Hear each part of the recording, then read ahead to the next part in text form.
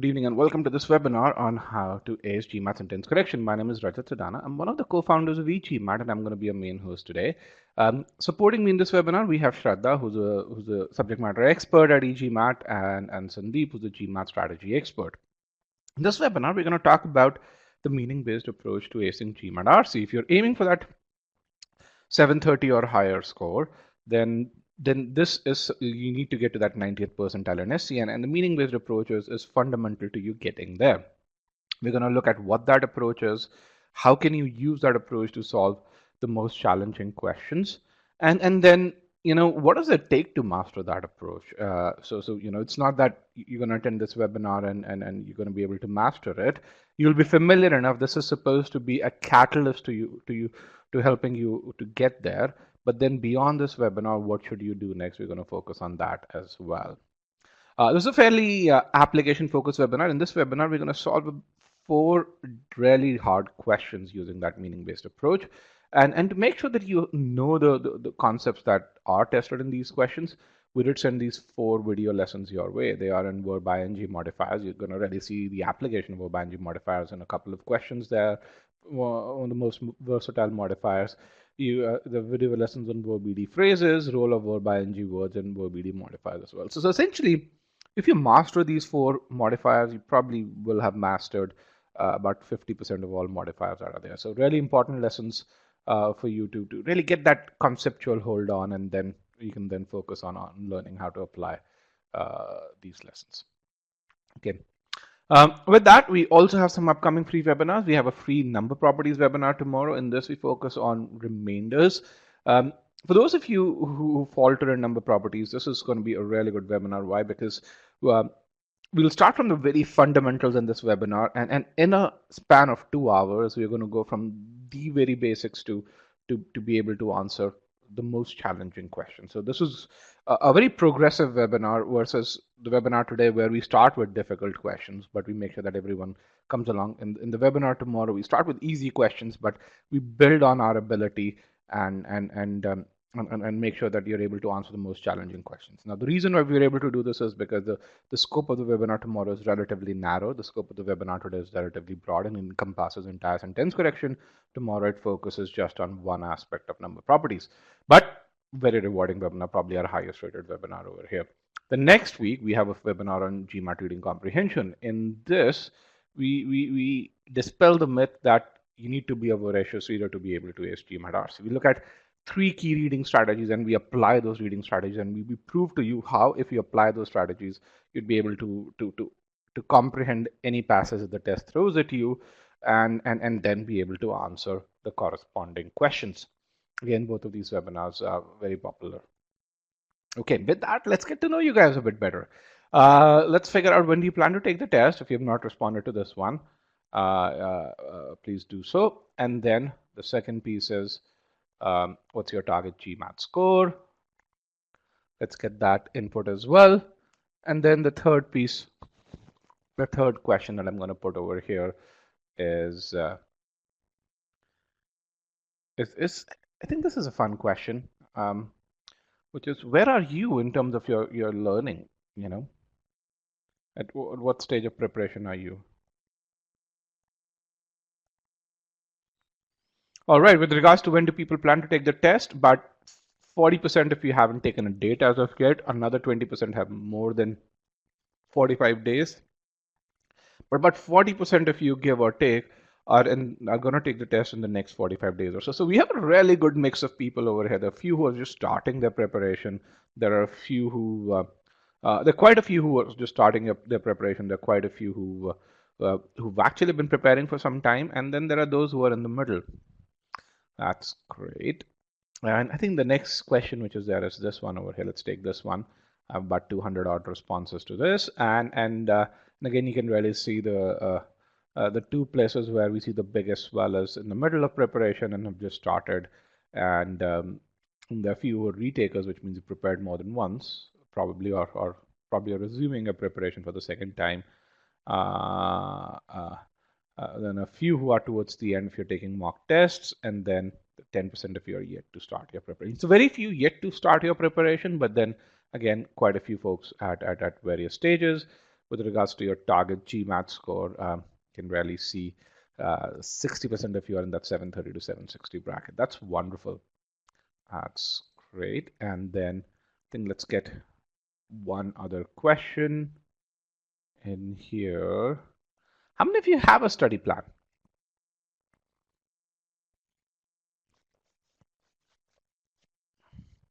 How many of you have a study plan that's personalized to your strengths and that takes into account your weaknesses? But half of you and the other half don't. If you don't have a study plan, you can reach out to me or you can click on I need help with the study plan, the Q&A pod, and Sandeep would be happy to help you with our study planner link. Okay, with that, let's go right into the presentation pane.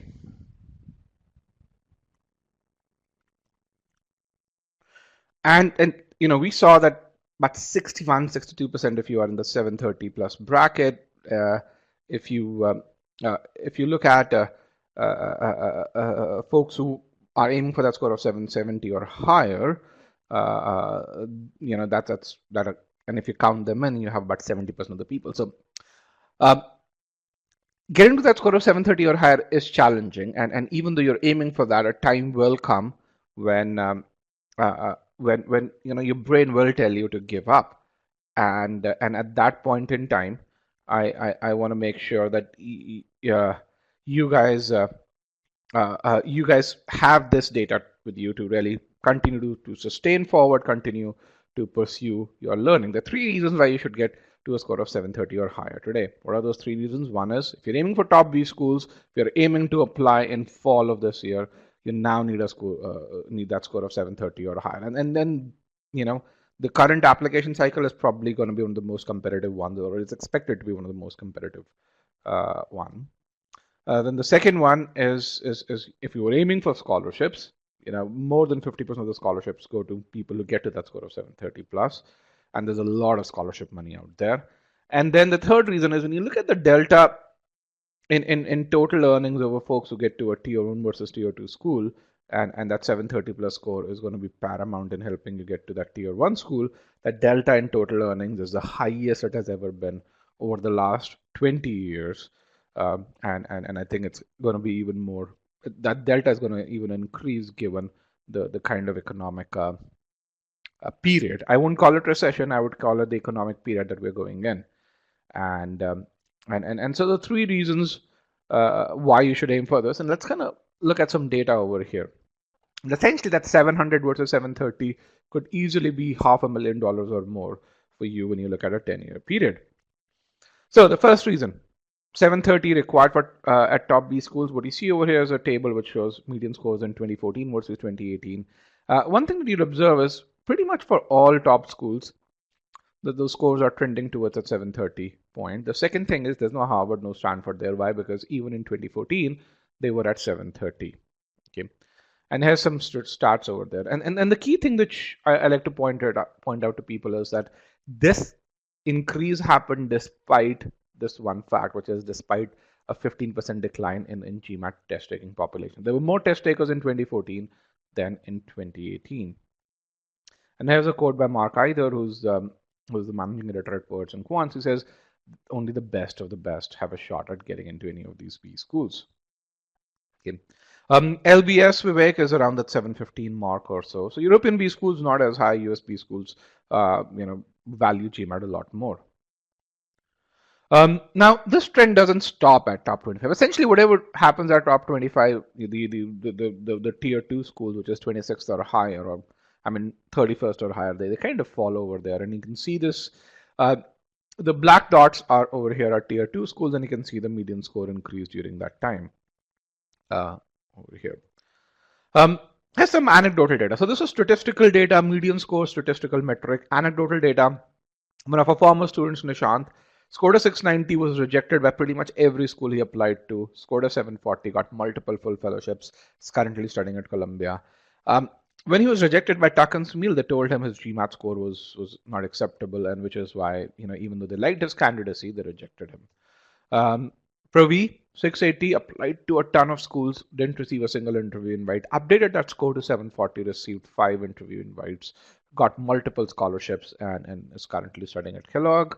Krishnakant, again, very similar story, applied with 680 to a bunch of schools in round 2, which was rejected by all of them, improved to 720, applied in round 3, which is the last round, got 4 full fellowships.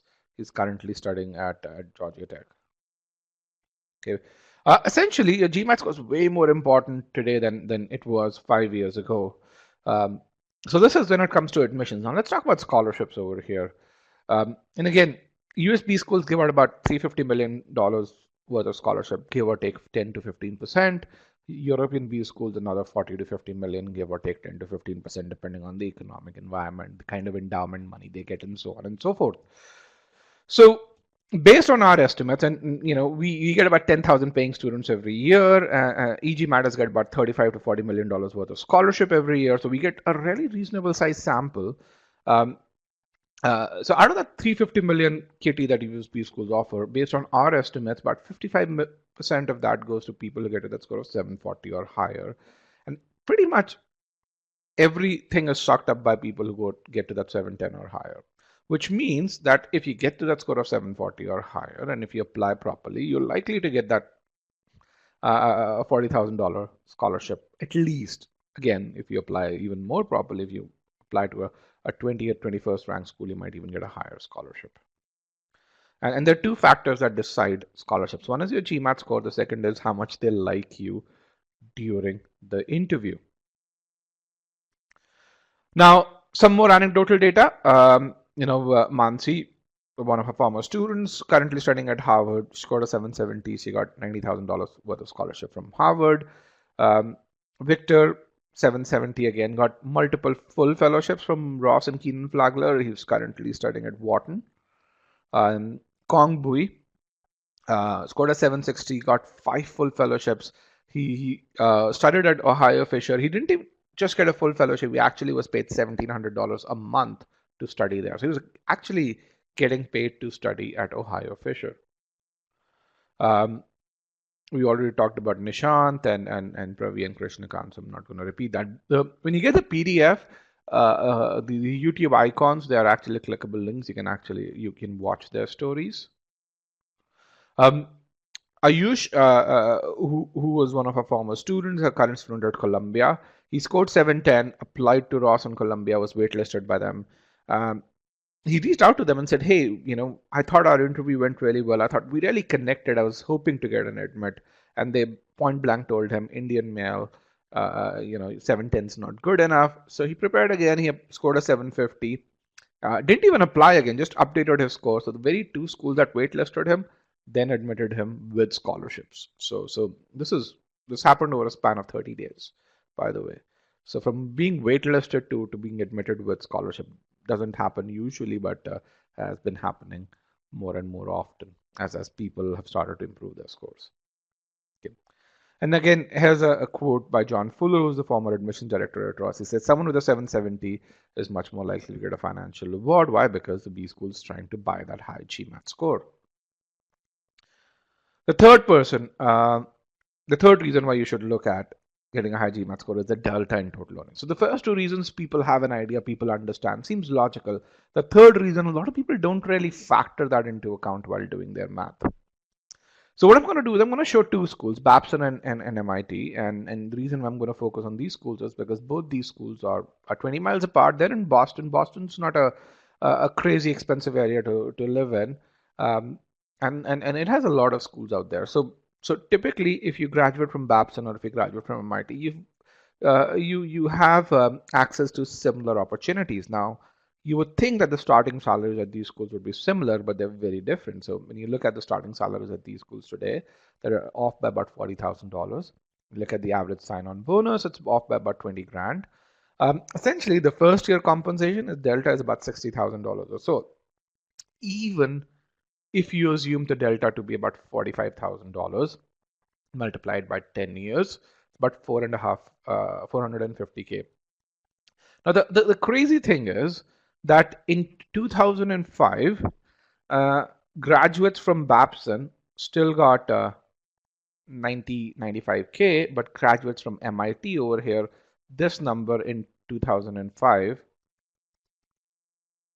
was was was 115K.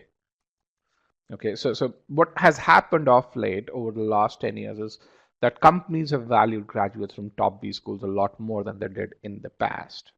So again, three reasons why you should aim for it, and the third one I think is probably the biggest delta when you look at a longer tenure or lifespan. Okay, with that, let's go right into GMAT Sentence Correction, and the way we're going to do this is that we will solve 4 questions. We're going to look at how to solve these questions. Some of these questions would be official, the other ones GMAT questions, and so the way I want to do is I don't want to time you guys because I don't want timing to be a factor. So what we have is this poll where you select still solving. I have 370 students in the webinar. Let's get about 150 if you do select still solving. And then if when 80% of you choose an answer choice other than still solving, I would know that you guys are ready as a group and I would call time then. So that way you're actually timed by the combined intellect of this group rather than being timed by us. So I want 150 people to say still solving before I show the question. I only have about 90, 107, 108, 135, 139, 145, 147, 153. That's great. Let me remove broadcast results. And here is your first question.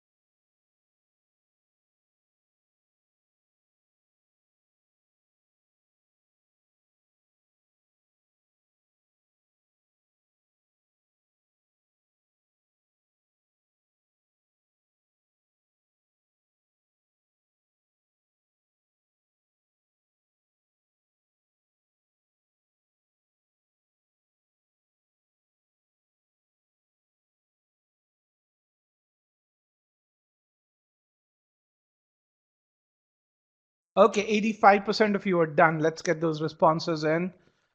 3, 2, and 1. All right, let me end the poll. I'm going to broadcast the results. What you see is 40% of you chose choice E. That's most popular choice. Choice D was popular as well. Choice B is popular as well. So, and then the second most popular choice is choice C. So, really good participation. We got about 277, 278 responses. That's really good overall. So let's kind of look at this, and again, just make sure that you understand which, or you remember which choice you chose. So here's how some people actually go about doing this. What you really say is, okay, so here is the question. You can see the question on the left over here. And they really say, okay, the first thing they really do is they use splits. And they say, okay, choice C, D, and E have by, and A, B does not have by. So then you really decide which split is correct. And they say, okay, there's a parallelism issue. It has less by government resolution. So there should be by, than by should happen. So the by split is correct. So you reject choices A and B. Then you look at choices C, D, and E, and you say, hey, C looks weird. So you reject choice C. Then you look at D and E, and then uh, you basically say by the end of seems much better because ending seems weird again. So from a parallelism standpoint, and you select choice E. How many of you actually do this? Or how many of you, let me get to my question, how many of you followed this approach and said, okay, this is how I came to choice E? We open this poll.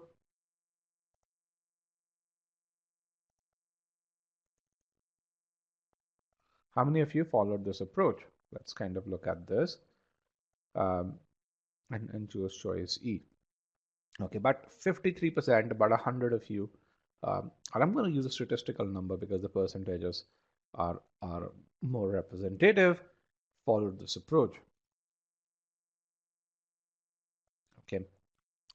I'm going to ask another question. So again, you can see that half of you, 50-50 over here, and half of you would actually get to the wrong answer because of this. This is an official question. This is not an e-GMAT question. Now, at this point, I'd like to ask one other question. What does GMAT sentence correction test? What's the reason why GMAT sentence correction is on the GMAT? I mean, why? What is the reason why sentence correction is on the GMAT?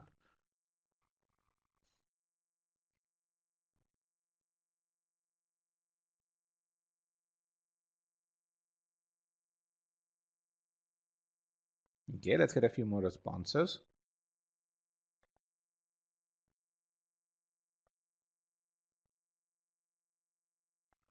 Grammar, meaning, logic. Okay. All right. I have four kinds of responses, and I think my apologies. I should have had a better way to do this. Let's kind of look at it and do it a bit more objectively.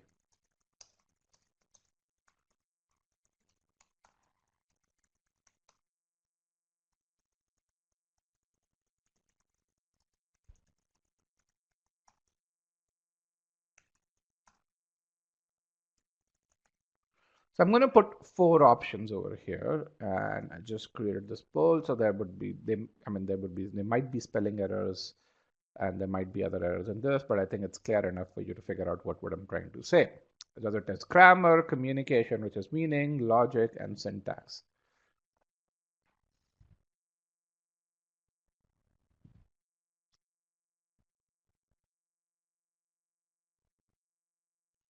Okay, let me tell you how many responses I have. Hold on. I have to this question about 215 responses over here. That's great. I'm going to end the poll and broadcast the results. So 51% of you say it's communication or meaning, 25% say it's logic, then uh, uh, then the other 25% or so say it's syntax or grammar. So that's great. So you guys already are in either meaning or logic. That's good. Now, if so many of you think it's communication or logic, then why did you start with splits over here? And where did you use logic in coming to the answer? Where did you use logic in coming and arriving at the correct answer choice? If you followed this approach, did you use logic at all? You use splits, but remember, splits is not logic. It's a trick, and computers are way better at doing splits than humans are. Okay, so the test is not testing something which computers are way better than, where a human would never beat a computer. All right, so let's kind of look at this. And let's figure out how do you get to the correct answer and what the correct answer is, and then we're going to repeat this part. So this is an official question. It's from OG Advanced. It's question number 285. And it's not called a meaning-based question. It's called a grammar-based question. It's by as per the official guide, this is a grammar-based question, but you're going to really see the only way you can get to the correct answer is if you focus on meaning. Okay. But the takeaway that I want you to have even before we discuss this question, and we are going to discuss this question, is you can't solve difficult questions purely by looking at splits and pattern recognition. Pattern recognition is a thing of the past. Computers are way better at it. Humans will never beat computers. That's not what it tests. It tests meaning, intended meaning, and then logical intended meaning. So let's kind of look at this. How do we go about doing this over here? The first thing you have to do if you want to apply the meaning-based approach is understand what that intended meaning is. Okay, so look at how I'm kind of creating what is called as a sentence structure. And if you're an e-GMAT student who's gone through the master comprehension course, you know this because we teach you how to go about doing this in that master comprehension course. The sentence starts with the overall slackening of growth and productivity. So you say, okay, this sentence is talking about slackening of growth, is influenced less by government regulation. Okay, although that is significant. So the reason why although that is significant is indented is why, because it's that is referring to government regulation over here for specific industries like mining. Okay, then the coming to an end, again you can really see why this is parallel to this. Why? Because it's parallel to government regulation to an end of a period of rapid growth in industrial productivity. Again, you can see this indentation is to the end of, so it's because the period of rapid growth is coming to the is reference to the coming to the end of this over here. So essentially, when you think about what does the author want to communicate, the author wants to communicate three aspects. Okay, the first aspect is what are the factors behind the reduction in growth in productivity.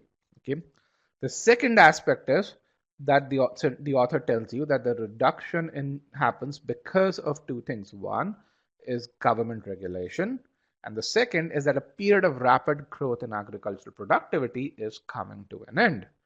And then the third aspect that the author really says is that aspect number 2 has a much higher impact than aspect number 1.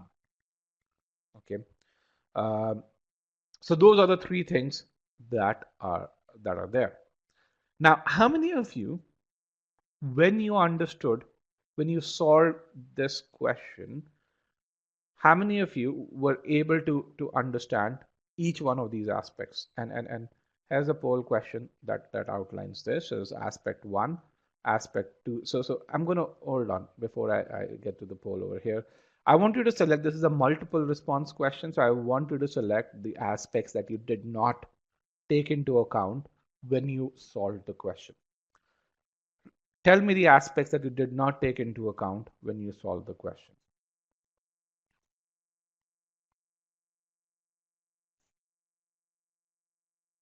And if you took all the aspects into account when you solve the question, then you can choose none.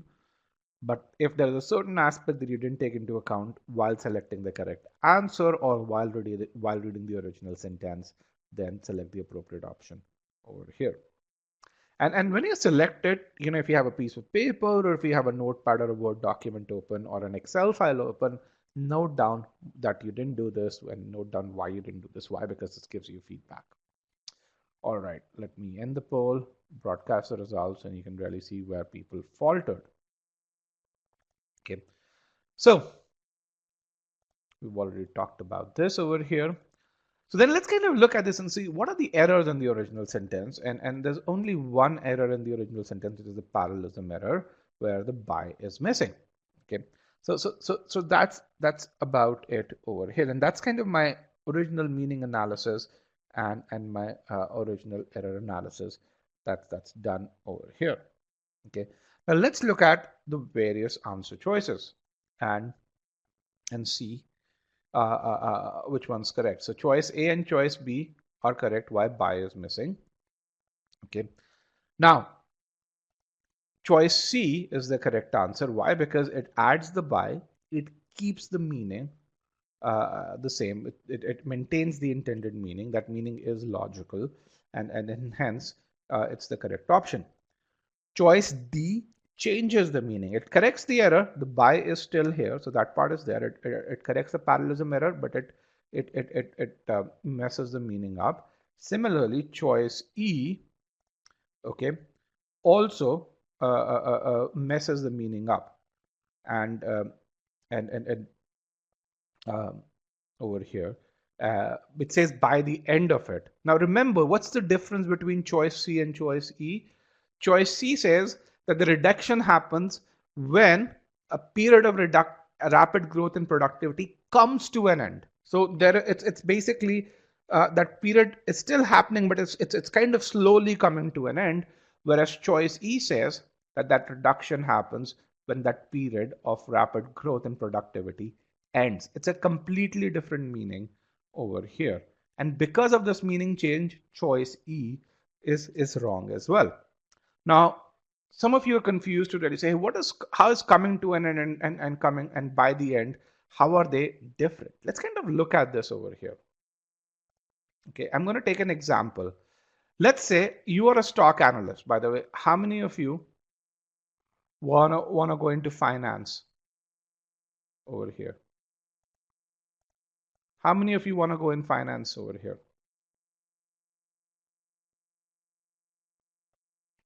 Whether it's private equity, whether it's being a stock analyst, whether it's being a broker or a trader or in any other form or even investment banking. But 40% of you. Now let's look at this. What you really say is tech stocks become affordable when a period of when the respective company's ability to innovate comes to an end. So what you're really telling your client is to really say, hey, that buy a tech stock, it becomes affordable when that company's ability to innovate comes to an end. So what you really want to tell the guy is, hey, buy the stock at point number 1. But if you end up saying this, tech stocks become affordable when the respective company's ability to innovate ends, what you would communicate is buy the stock at point number 2. Okay. What would happen if you communicated 2 instead of 1, whereas when you should have communicated 1? What would happen to your job? If you wanted to communicate 1, but instead you communicated 2, you'd get fired, right? And which is why GMAT sentence correction focuses on intended meaning and logical intended meaning. Okay, it's not about elegance. It's not about creating the best possible sentence structure. It's about creating a sentence structure that is unambiguous, that is logical, and that conveys the intended meaning. So some of you really said, "Hey, isn't it too wordy? Who the hell cares about it? If it's satisfying the intent. Intent is way higher than being wordiness."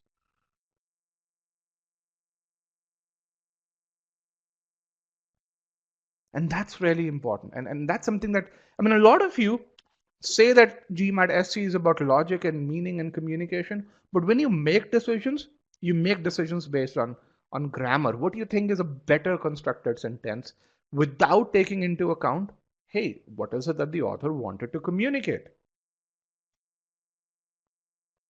Katie says, what makes us see that the intended meaning is C and not E? Choice A. There's a reason why choice A is choice A, right?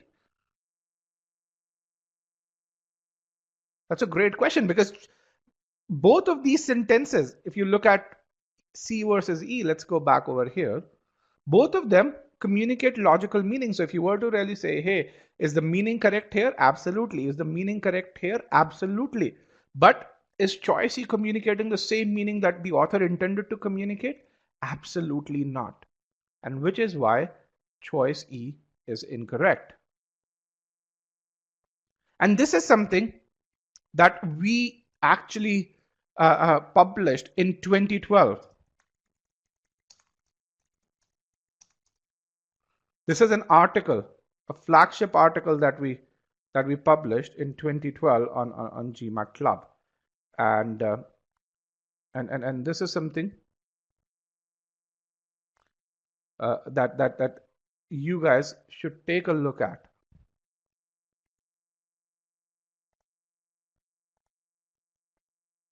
And this one says Pyle was the first person to really talk about the meaning-based approach in 2010, which was, and this approach has been a part of e-GMAT course ever since. Okay, so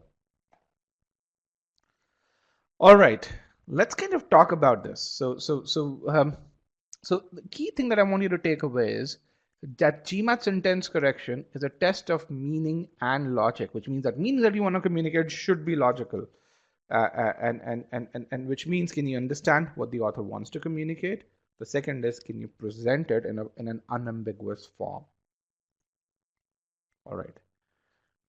The takeaway that I want you to have from this sentence is always start with understanding what the author wants you to communicate. Spend time on understanding that, and then focus on the errors, even in choice A. Okay.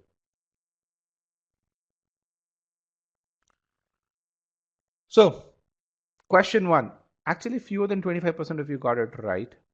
Then and again, what we found is, even though it was a grammar related question, only 25 you needed a complete understanding of the meaning to get it right. Now, for those of you who want to connect with me on various channels, we have a fairly comprehensive YouTube channel where we have more than 500 videos. You can join that.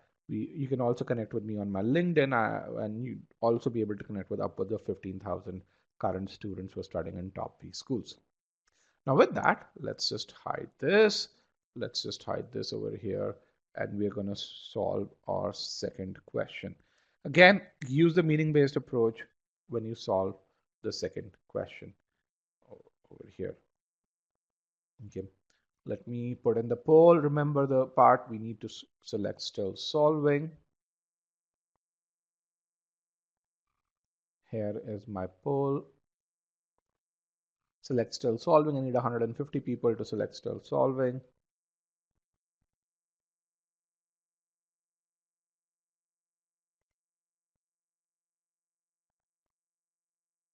Okay, I have 143, 45.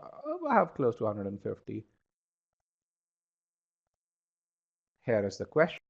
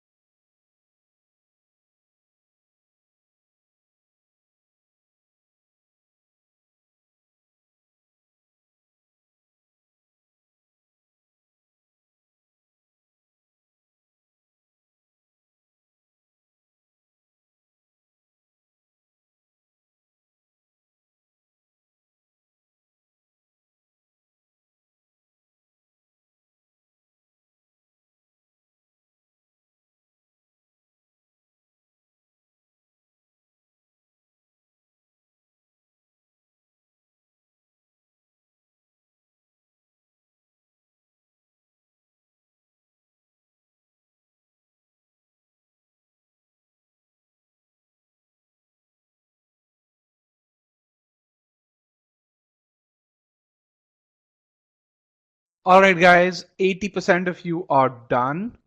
I have about 238 responses to this. Let's get those answers in. 3, 2, and 1. Let me end the poll. I'm going to broadcast the results. And what you see here is much bigger improvement. 52% of you chose choice B. Choice B is indeed the correct answer. We're going to really see why that is the case. We can see how just because you started focusing on meaning, you have improved the accuracy. Just one single step goes a long way in helping you get to the correct answer. Even those who chose the incorrect answer choices probably did that for better reasons. Let's kind of look at that overall. But we see progress just purely from the number of people who've gotten to the correct answer. So this is again a 700 level question uh, over here.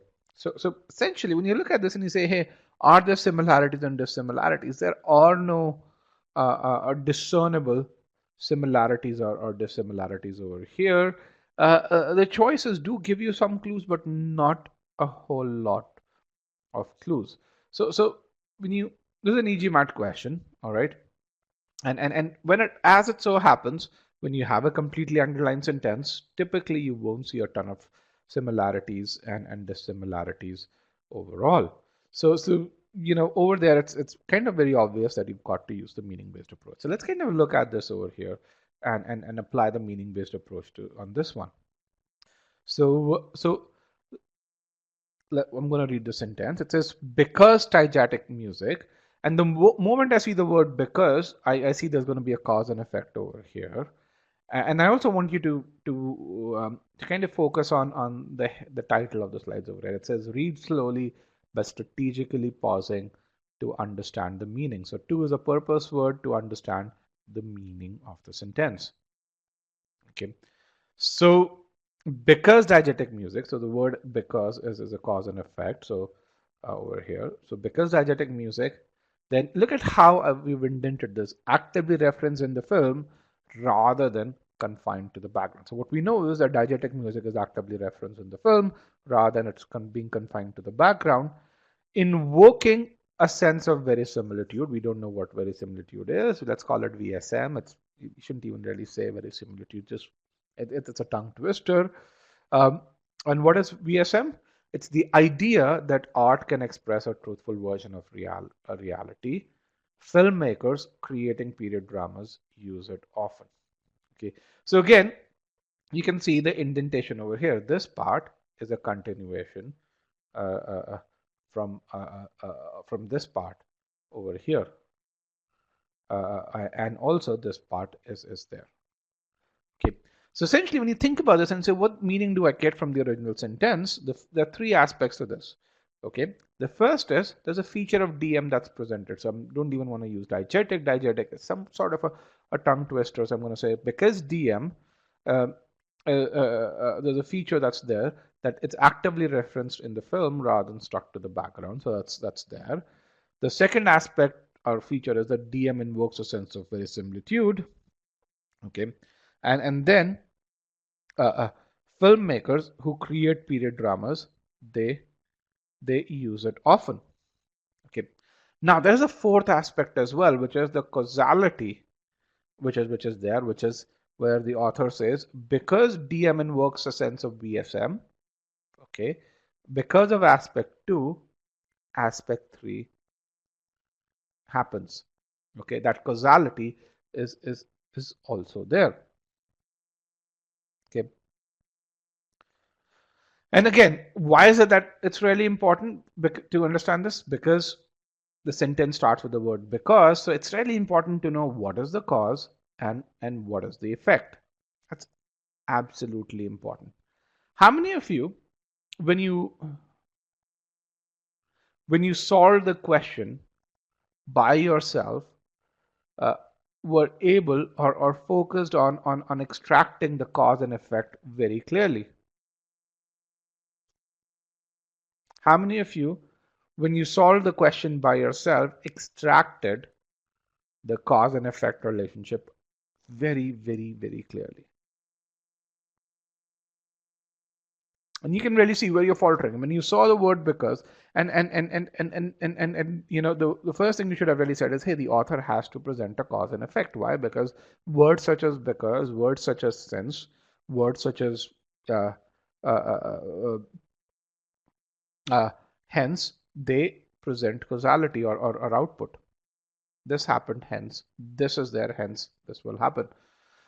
So it's really important, and again, this is what why we really talk about the integrated nature of GMAT verbal. These words, keywords in reading comprehension, also play a very similar role when it comes to sentence correction.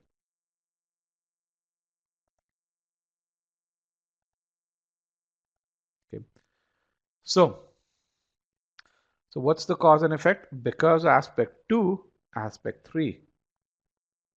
All right. I want to make sure that you understand this very clearly. Because DMN works that sense of BSM, filmmakers who create period dramas use it often. So this is the cause. Let me just make sure this is the cause. And this is the effect. Okay. And again, if you even if you're not able to get this, I understand this is a long sentence for many of you, but you should spend time to focus on inferring that intended meaning.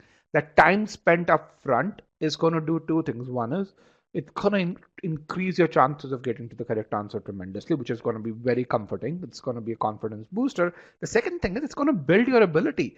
If this sentence is difficult for you now because you know you've just started preparing for the GMAT, and because of which you're gonna take longer right now, but because you're spending that time over here, and you see how I use the word because over there, because you're spending that time over there, you're gonna build your ability, which means 5 days down the line, maybe you're not gonna spend as long because you're now more used to reading such sentences.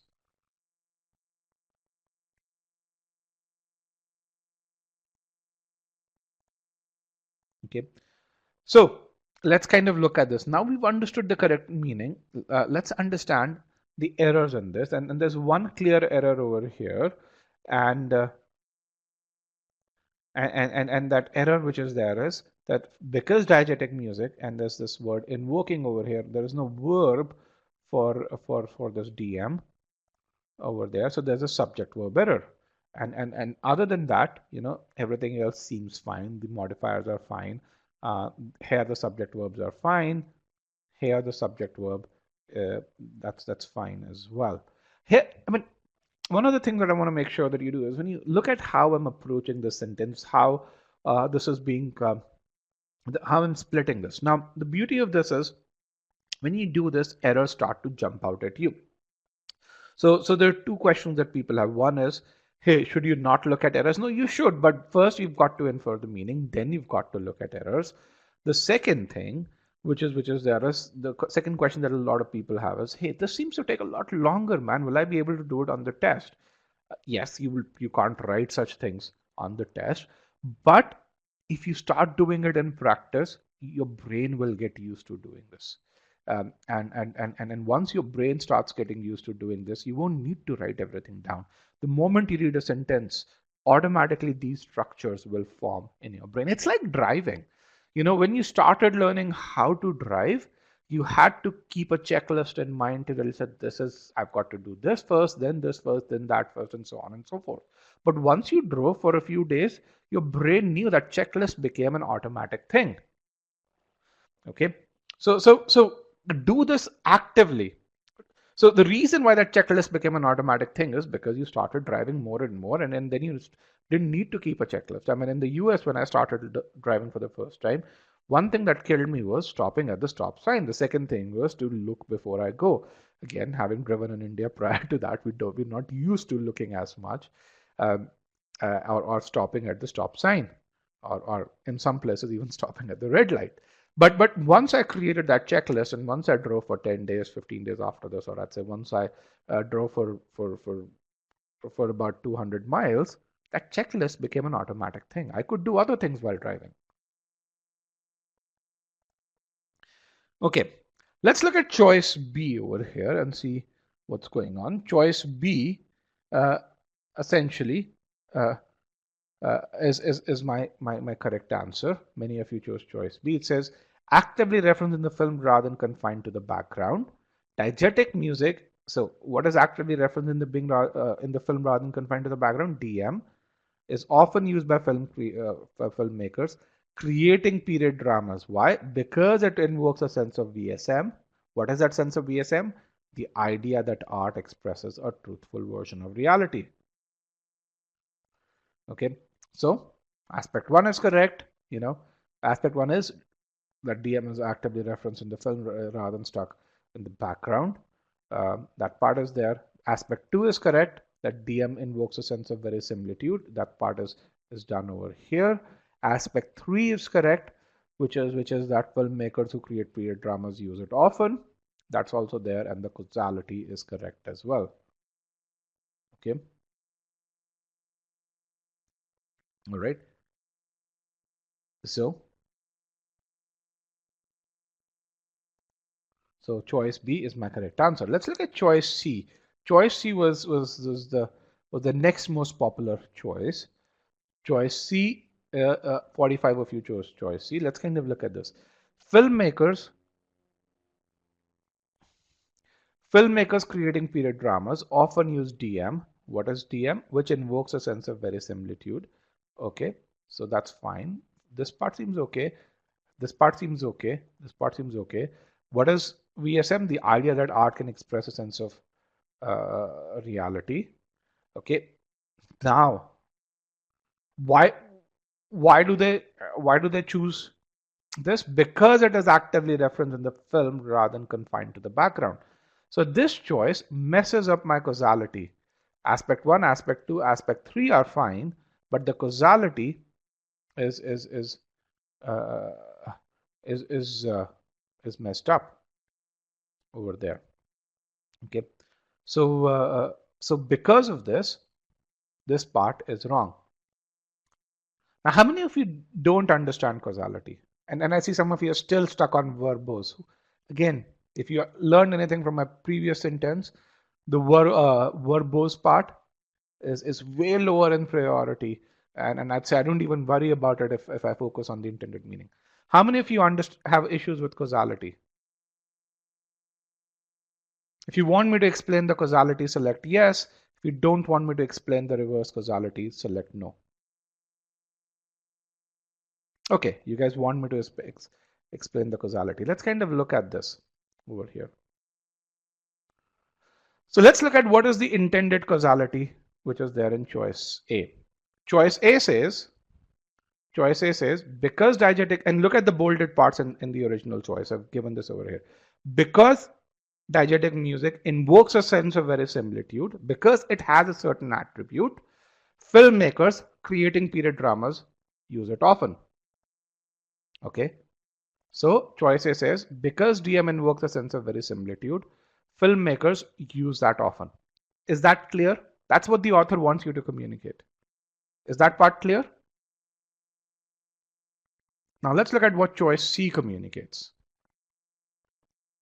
Okay, I'm going to end this poll over here. Choice C says, and again, focus on just the bolded part. Filmmakers use diegetic music because it is actively referenced in the film rather than confined to the background. Is that what the author wanted to communicate?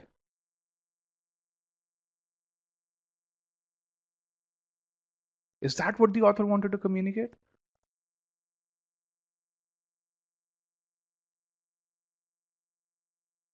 And that's the beauty of doing that sentence structure. If you do the sentence structure of choice C, you're going to find that that's what it's trying to say. And that's the problem with choice C. Okay. So, this is why choice C is incorrect. Let's go to choice D, and I'm going to bring in the poll again, and a lot of you chose choice D as well, but 28 of you chose choice D, D for Delta. Okay. So, choice D says, and again, for those of you who are saying, man, how the hell is that clarity coming from sentence structure? How the hell am I attributing verb ing forms and so on and so forth? If you've just started learning, this is advanced. And I will tell you this is advanced. Okay. But the purpose of this session is to tell you how, if you focus on simple things such as meaning, even advanced questions become very easy if you have some foundation. So if you don't have that foundation, log into the free trial, go through the verb ing concepts, and you would see that foundation being built.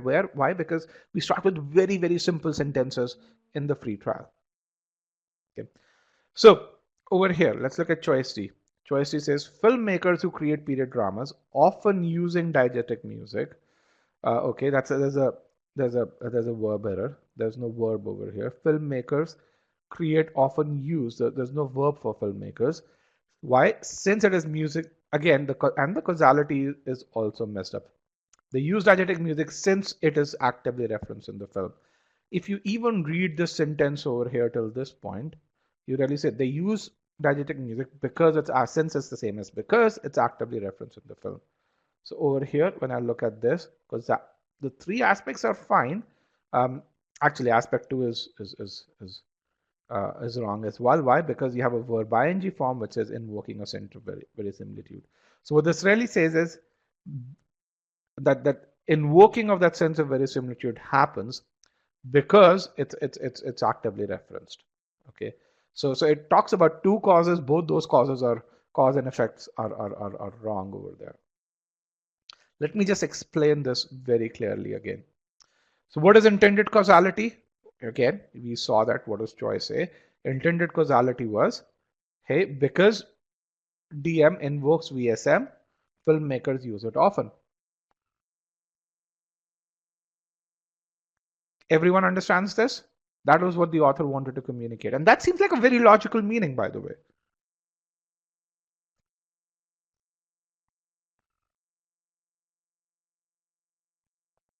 Shivam says we can definitely say VSM is the causality because of the word because. Because of the word because and the structure, and also, Shivam, the logical aspect. Going forward, I think in the next sentence you're going to really see that there's that if you don't take into account the logical aspect, you don't infer the correct meaning. So it's two reasons. One is it's logical. VSM DM expresses that sense of verisimilitude, and that's a good enough reason for filmmakers to use it in films. Okay, and the second is the sentence structure also tells us that's what we want to communicate. Okay, and Shinjini says, so it's okay to eliminate an answer choice the moment we realize the causality is wrong. Absolutely. Yes, that is correct. It is absolutely okay to do it. Causality, remember, when you're trying to express a meaning, I'm going to actually digress slightly over here. But in the world of business, and frankly, in any world, even in the world of law, causality is paramount. Why is causality paramount? Can anyone tell me? Why is causality paramount in the world of business or law? Or actually, even medicine? No, why is causality? It helps you make better decisions. Who said that? Vicky, yes, absolutely correct. Think of it. We are going through the coronavirus crisis, right? If we are able to understand why does coronavirus impact us and it doesn't impact dogs, if we can attribute that causality, we can really fix that, right? So finding causality in any field is paramount. So if the author wants to communicate a certain causality, and if you find that an option communicates a slightly different causality, or it can't be slightly different, it probably would be very different. If the choice communicates a different causality, you should reject it right then and there. Okay, and that's really important. When you think of causality in business, think of causality in medicine, think of causality in general in law, which actually leads to policy making, by the way, in many cases. If you once you establish causality, decision becomes very simple, decision becomes very precise, the outcome is very solid. So because very important keywords in every aspect, in whether it comes to critical reasoning, sentence correction, or reading comprehension. All right, let's come back to choice D over here. So the causality that we want to intend is because DM invokes VSM, verisimilitude, filmmakers use it often. Okay, that's what the author wants to communicate. Choice D says Since it's music, filmmakers who create period dramas, let's assume the verb is used over here. Let's assume it's not using, so that subject verb error is taken care of. So let's say filmmakers who create period dramas use DM because it's actively referenced. So that's one causality that's screwed up over here. Okay, so that's what it says, and that part is wrong. That's not what the author intended to communicate. Okay, the second causality is since it is actively referenced, invoking a sense. So what it's saying is that DM invokes a sense because that the outcome of that comma verb ing over here is an outcome piece. So it's saying is because it's actively referenced, it invokes a sense of verisimilitude. The outcome of it being actively referenced leads to that sense of verisimilitude.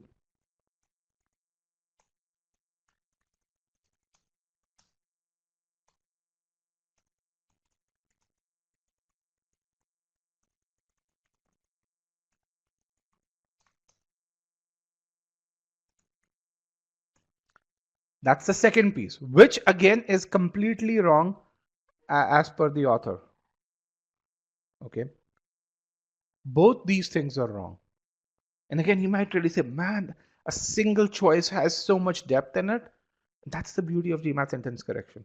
And that's where grammar aids in understanding in helping you understand the meaning. For those of you who don't know what all comma verb ing can do, go take a look at the verb ing concept file in the free trial.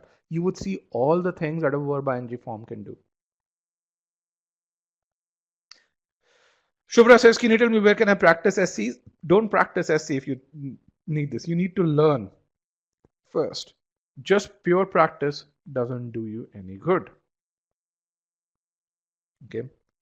And Bhavesh, as he correctly says, causality helps so much in critical reasoning. Yes, I mean, this is the integrated nature of GMAT verbal. You just don't learn sentence correction and say, man, I'm only going to apply what I learned in sentence correction over there. Okay. Because you've learned so much, can you tell me what's wrong in choice E over here? What's wrong in choice E?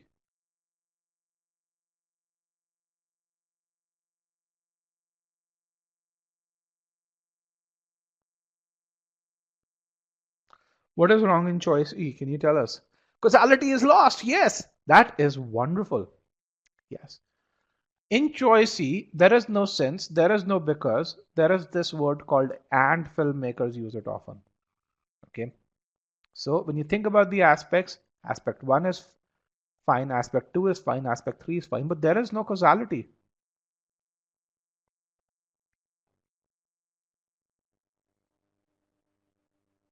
Okay.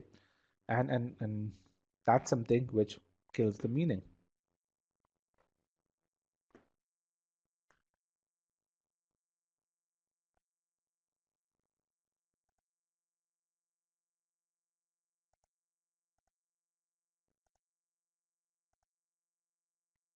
So takeaway that you have is, again, focus on what the author wants to communicate. That's really important.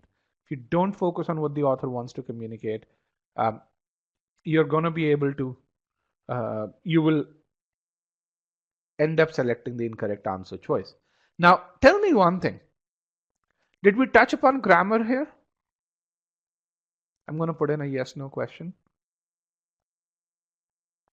over here. Did we touch upon grammar here? Yes or no? Actually, I'm going to end this poll.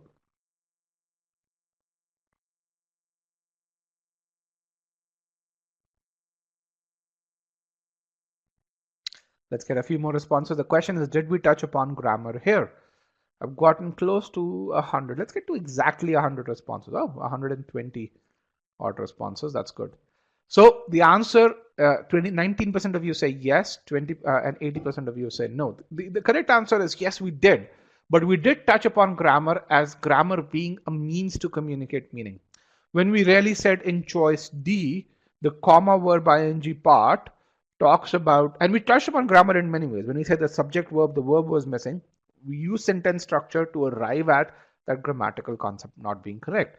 In choice D, when we said, hey, the comma verb ing is really saying as the outcome of of it being referenced in the background. That's why it expresses a sense of very similitude. We use grammar to really infer that meaning. So we did use grammar as a tool, but we didn't use grammar to really just simply use grammar to really arrive at the correct or incorrect answer.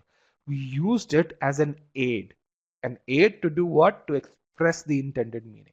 And that's the purpose of grammar. Okay. Now the beauty of all of this is when you look at grammar as an aid to communicate the intended meaning, it doesn't seem like grammar, right? It doesn't seem like it's a set of rules that you have to follow regardless of what you're trying to do. It's something that you have to mug up or remember without understanding the logic behind it. It starts to feel very logical when you learn this in the context of meaning. Am I correct? When you use grammar in the context of meaning, that grammar starts to not feel like a burden, because otherwise grammar does feel like a burden. It's like, man, I have so many rules to remember. No, once you think about meaning, there's a reason why grammar rules exist. It leads to order. It leads to all of us expressing and understanding the right things. If you understand what you want to express, then you really say grammar is not as bad. But then it's a slave to what you want to express, not the other way around. The problem is when you really say grammar is absolute and meaning is a slave. No, that doesn't happen. It probably happened in your grammar class in school, not on the GMAT.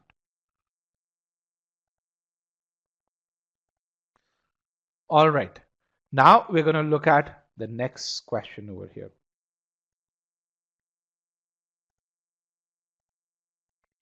How many of you are having fun?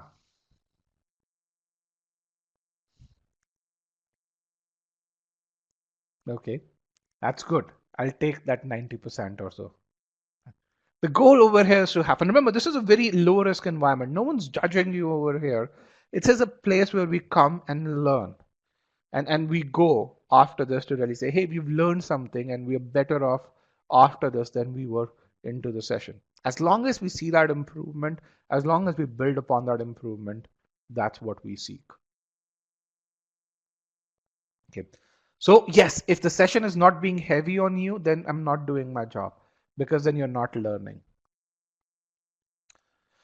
So second question, e-GMAT is only possible to get to the correct answer using meaning. There were two incorrect answer choices which were grammatically correct, but choice E changed the meaning. And again, to get to the correct answer, you needed that understanding of meaning. Let's go to the next question. And again, you guys by now know the drill. By the way, for those of you who come to who planning to attend tomorrow, you'd really have the same drill tomorrow as well, where we will look at still solving again and again. So let's look at still solving.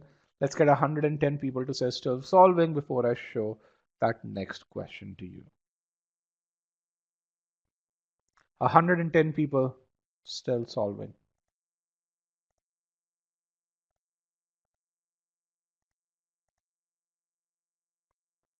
All right, I do have 120 or so. That is good. This is an official question. Solve it using the meaning based.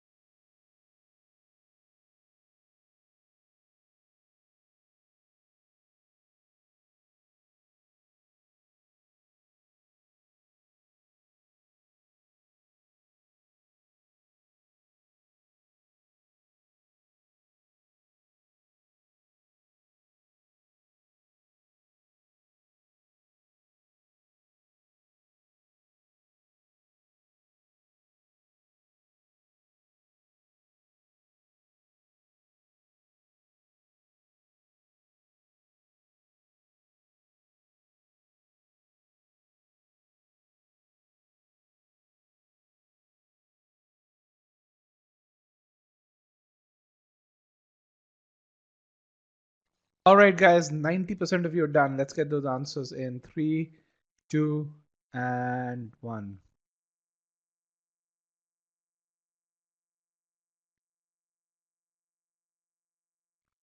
We end the poll. Broadcast the results. That is wonderful. Here's what we see. Very few of you chose choice A, which is great. Um, choice B and choice C not as popular. Choice D and choice C were very popular over here. So that's really good. So I mean I'm happy where we are gravitating towards because what I really see is the meaning part is coming through more and more if you were able to narrow it down to choice D and choice C. So I'm going to go through this question relatively quickly because the two choices where we have to worry about, but 80% of this class is the choices D or E. Okay, so let's go through this. This is again a 700 level question, OG Advanced. Every question in OG Advanced is 700 level. This is an OG Advanced question. So many of them chiseled from solid rock centuries ago. Oh, well, hold on. Yeah, many of them chiseled from solid rock centuries ago. The mountainous regions of northern Ethiopia are dotted with hundreds of monasteries. So what this says is, hey, many of them chiseled from solid rock centuries ago. The mountainous regions of northern Ethiopia, they are dotted with hundreds of monasteries. So there are three aspects to this. One is mountainous regions of northern Ethiopia discussed. The second is these regions are they're chiseled from solid rock and they were chiseled centuries ago. Okay, and the third one is that these regions are marked with hundreds and hundreds of monasteries. Now, when you look at this, and I want to give you guys the opportunity because you've done such a great job narrowing down my options for me. What's wrong with the meaning? Hold on. Let me my short answer poll. What's the issue in the original choice? What's the issue?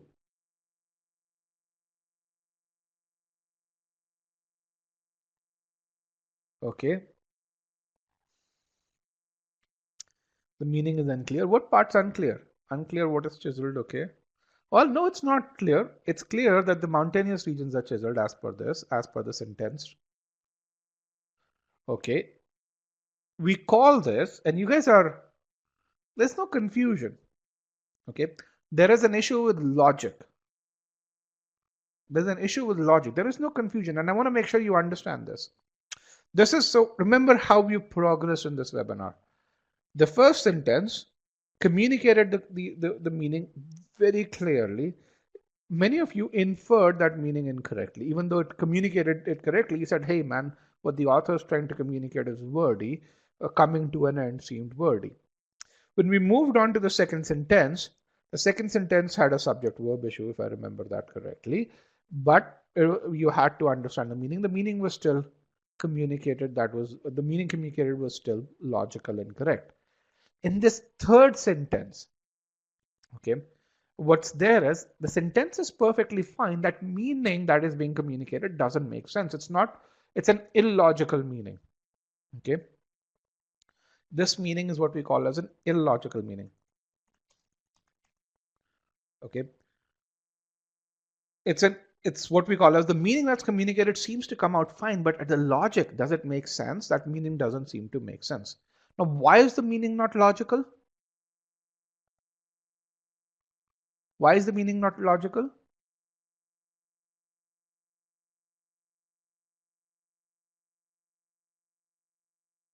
What's the issue? No, mountains can be chiseled, by the way. The problem really is mountains aren't chiseled from rocks. Rocks are chiseled on the mountains in reality, if you think about it. A mountain has thousands or tens of thousands of rocks. Okay, but you can't make a mountain out of a single rock. Many of them chiseled from solid rock centuries ago. When you look at this, what this is trying to say is you make a mountain out of by chisel a single rock and make a mountain. Is that logical?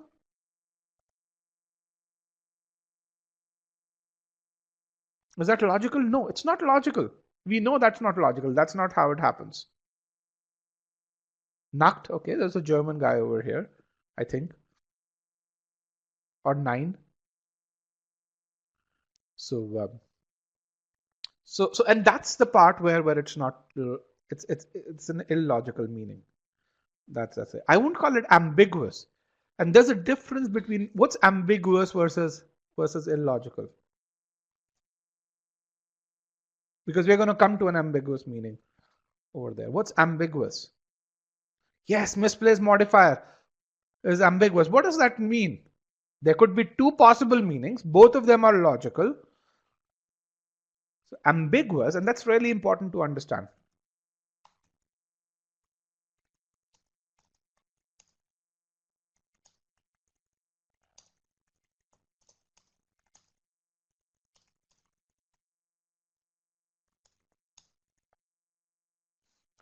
Illogical meaning means illogical is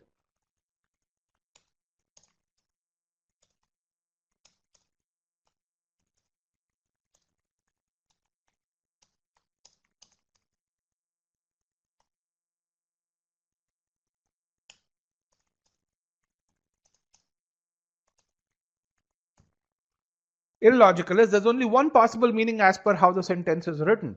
Okay. Whereas in ambiguous, there are two possible logical meanings with regards to how the sentence is written, and I cannot figure out which one's correct. We're going to see an ambiguous meaning in next sentence, by the way, in the next question that we really look at. Illogical is there's only one possible meaning. As per the structure of choice, there's only one possible meaning. It's just that that meaning does not make sense. Okay. So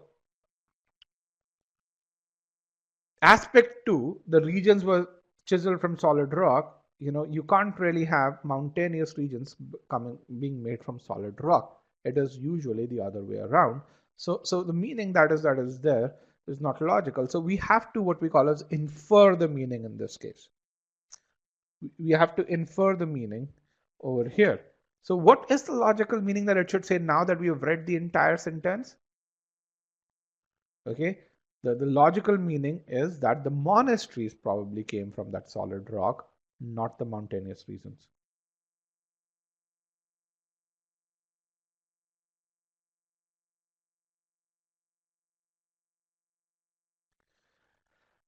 Aditya says, is the use of them here to modify correct? For example, if we replace them with mountainous region, it would sound weird to me. Aditya, that is correct. It would sound weird. It doesn't make us incorrect. What you're really telling me is that, hey, what Aditya is saying is, let me really just say this.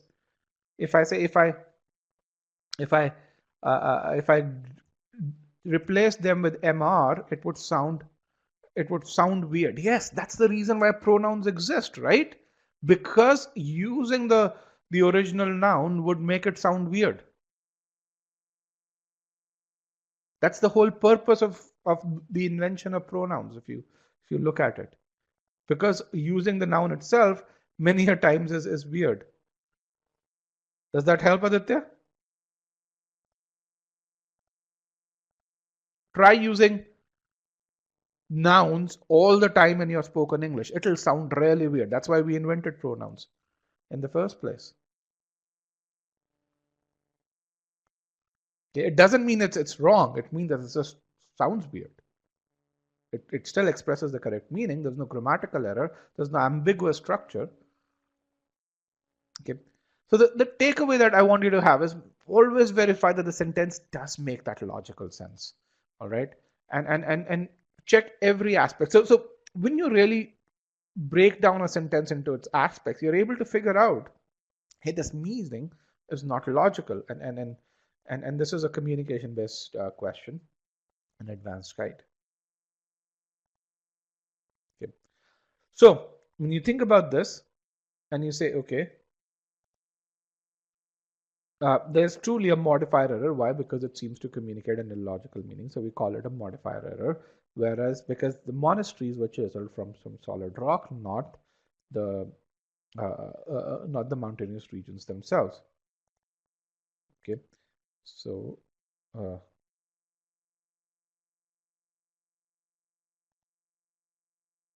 right, let's look at choice B. Very few of you chose choice B. Choice B repeats that error over here, so I'm not going to go over here. Chisel from solid rock, the mountainous regions, I'm not going to worry about that. That's aspect 2 is wrong. Also, there are with many hundreds of monasteries, so many hundred is a slight redundancy, but I'm not going to worry as much about it. Uh, choice C says many of them chiseled from solid rock. Hundreds of monasteries, many of them chiseled from solid rock, are dotting the mountainous regions of northern Ethiopia. I want to understand why you rejected choice C. Why should we reject choice C? What's the problem with choice C?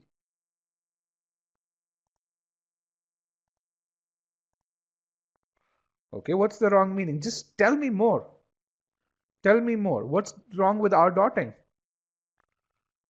What's wrong with our dotting? Yes. Who said that? Let me just focus. AC. You're absolutely correct. AC says it means that they're still currently dotting. Okay. R dotting implies that a continuity of action, which means that these monasteries are still spreading across these mountainous regions. That's not what the author intended to say. It changes the meaning, and that's really important. So it corrects that meaning error which was there, or that modifier error that we really said, but it brings in a new issue over there. Now, choice D, very, very popular choice, also an incorrect choice, says the mountainous regions of northern Ethiopia are dotted with hundreds of monasteries. That is true. It uses are dotted. It corrects that error. Many of which are chiseled from solid rocks. This are chiseled part makes this wrong. Why? Because it means that it represents a present action with an ed form, whereas the intended meaning is that many of them were chiseled from solid rock centuries ago.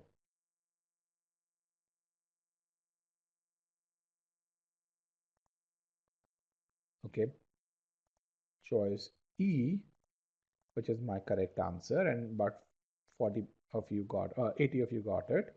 It really says many of them chiseled, so they were chiseled in the past from solid rock centuries ago. Okay, it corrects everything. And again, this is where again some of you may say, hey, it's a verb tense issue, but for me it's a meaning issue. Verb tense is a means to express that meaning. And of course you need to know what a present continuous is to be able to figure out what meaning it's trying to express. But in the end, you've got to figure out what is the meaning that I want to express in the first place, to really be able to make that judgment that this is there. What's the difference in the difficulty level of this question and the previous? They're very similar in difficulty. All of these questions that we're going to do in this webinar, and we're going to come to the last question now, they're 700 level questions. Okay. Again, don't judge yourself based on this. The intention of this webinar is not to really tell you where you currently are. Okay. The intention of this webinar is to tell you how should you approach questions. And please focus on doing that over there. Yes, which refers to monasteries there in this choice D. Let's go to choice D. Animations are bad over here. Many of which refers to monasteries. That part is there. It's the closest modifier. It makes sense. There's no ambiguity over there if that's what you're really saying. Okay. So which versus them is not an issue. So a lot of people, and you would see that on forums as which versus them. No, it's not an issue. Trust me, both of them are correct. And that's where when you focus a lot on grammar, you focus on these issues that don't matter, and you take your focus away from issues that do matter.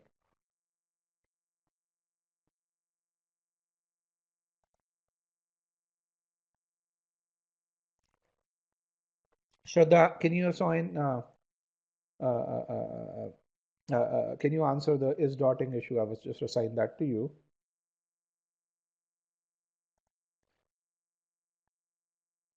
Uh, and again, some of you are asking which versus that and all that. I'm not gonna go into that, guys. It's gonna divert this. Go through the course. Which versus that is very well tackled in the course over here, and it's an issue which would divert us away from the original purpose of this sentence. when we go to relative, when we do a session on relative pronoun modifiers, we will do which versus that. Okay. So a possible authority, again, we're not going to go over here because you did not really choose choice B over here. But the takeaway that I want you to have is have clarity in meaning, and you're going to be able to get to the correct answer. Now, guys, I'm going to give you the session PDF in about 25 minutes or so. But take away from this, you know, the meaning was illogical. Even though it was the sentence was structured properly, the meaning was illogical. If you focus on understanding the meaning, if you focus on the logical aspect of the meaning, and if you verified this part over here, you would have gotten to the correct answer.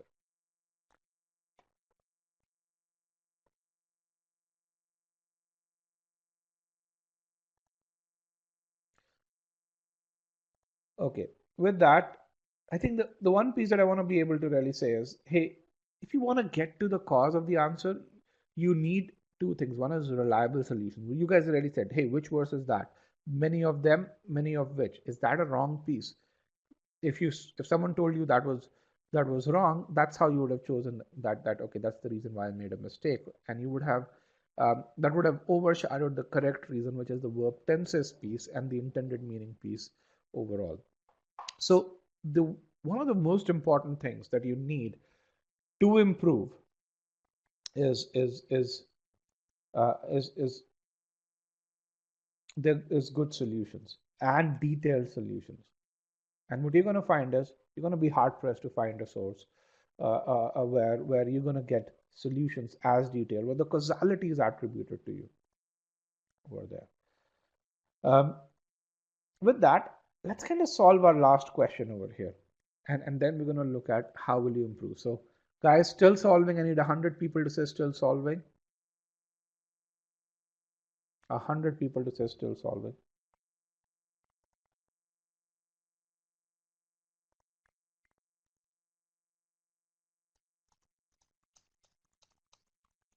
Okay, 112 people are saying still I've said still solving.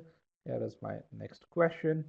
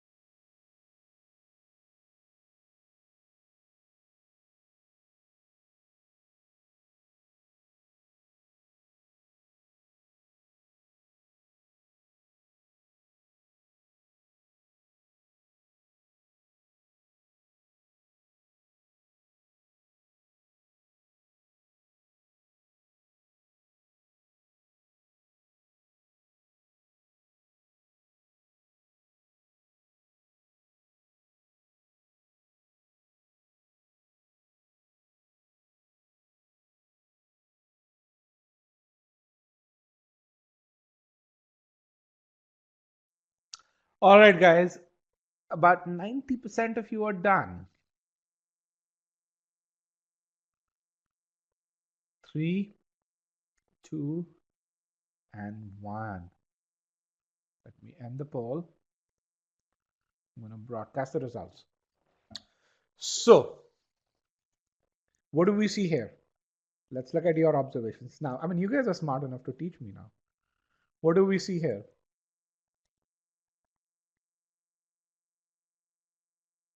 Observations in the short answer pod. B versus D, yes. B versus D. And then some of you uh, have chosen choice C as well. So choice C has a decent amount of support too. So let's not forget choice C. So let's kind of look at this. This is a case of where you guys correctly pointed out it's B versus D, and it's what we call as an ambiguous meaning case. Okay, so let's look at what the author is trying to say. Simple sentence over here, and if you understand the meaning, if you understand the sentence structure aspect of it, you're going to be able to get to this right. So the sentence is a star, and let's kind of do this thing over here. A star will compress itself into a white dwarf neutron star or a black hole after it passes through a red giant stage, depending on mass. So everything till this point is fine. I mean, if I had a full stop at this point, I would have been okay. But man, this depending on mass is jangling over here. It does. I don't know what it refers to. Whose mass? Is it star's mass? Is it someone? Is it the mass of the neighboring gas cloud that separates? It's the mass of the planets that go around the star. Whose mass is it? We don't know. There is no entity that it's modifying. And we say logically, there's no other entity that is there. Logically, it should kind of refer to the star, but I don't know. This depending on mass is just dangling out there. So choice A is wrong over here. Had it been depending on its mass, it probably would have been okay, but it doesn't say that over here. So it's like I have this dangling thing and I don't like it, and I want to make sure that that's there. Now, I'm going to really cut through the stuff over here and really say, hey, which choices are we going to focus on? Let's start with choice C. After passing through the red giant stage, a star's mass will determine. According to this choice, a star's mass passes through the red giant stage. Is that logical? Is that logical that a star's mass passes through the red giant stage? And again, you see how we're using sentence structure to really say the meaning that it's trying to communicate. Okay, and that's the beauty of sentence structure. 24 of you have chosen this to be correct. All right, a star's mass doesn't pass through it, a star passes through it. That's what I know. So for me, choice C, choice C is wrong. Okay.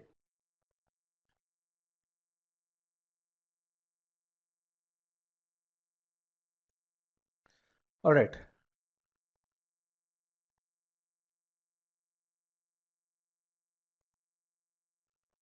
So let's look at choice B.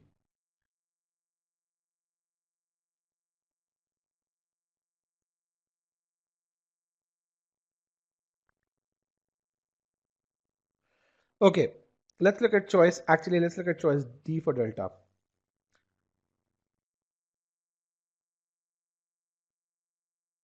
Actually, let's go to B. B is more fun. After passing through a red giant stage, the pole is out there on top. Okay. After passing through the red giant stage, depending on its mass, a star will compress itself into a white dwarf, blah, blah, blah, blah. The problem that I have with this is that this is an ambiguous modifier. Why? Because this is separated by this comma pair. And because this is separated by this comma pair, this could refer to the mass of the passing through the red giant stage. So this could refer to this over here, and this could refer to this guy. And I don't know which one's clear, and because of which choice B is wrong. And I know some of you are already saying, man, how the hell do we figure that out, that this could be ambiguous? Let's take an example.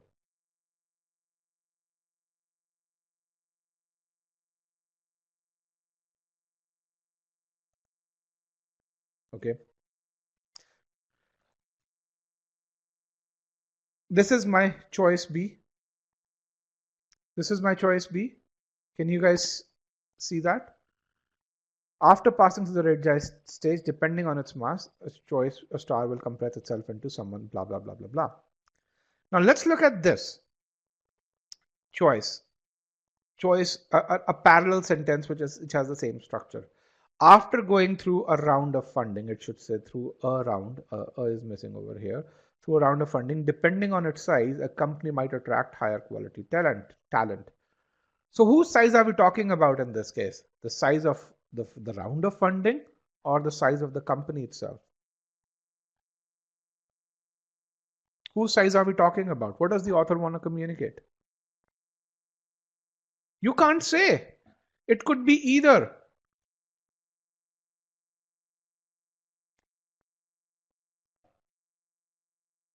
You can't say.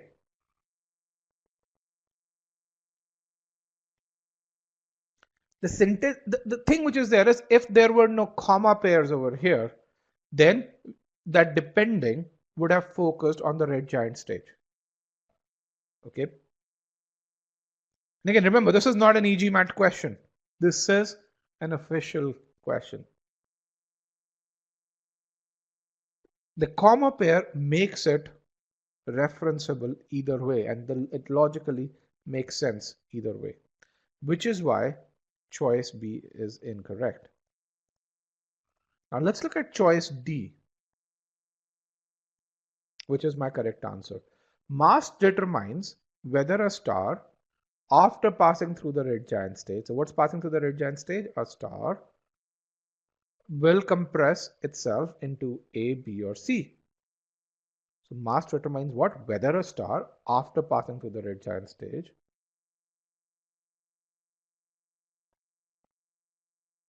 will compress itself into this thing. And when you look at this, you say, hey, there is no ambiguity. Why? Because what's passing through the red giant stage? It's not the mass, it's the star that's passing through the red giant stage. No. Mass doesn't pass through the red giant stage. A star passes through. Mass determines whether a star, after passing. Okay, let's kind of look at this. Let's take another example. Let's take another parallel example over here to really say, when you say mass determines, let's get a note over here.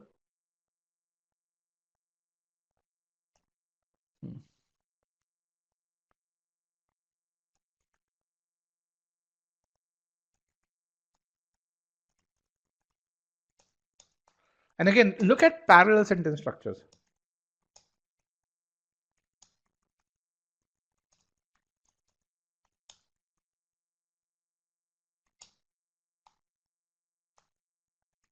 And again, it's not a word for word identical, but the structure is parallel.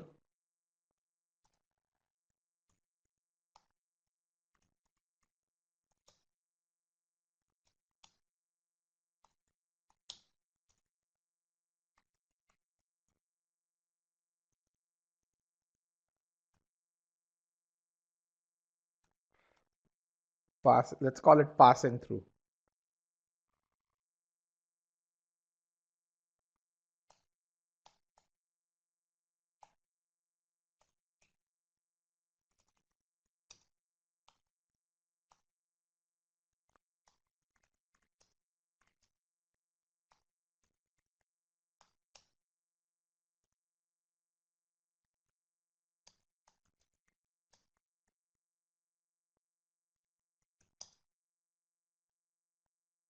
In this case,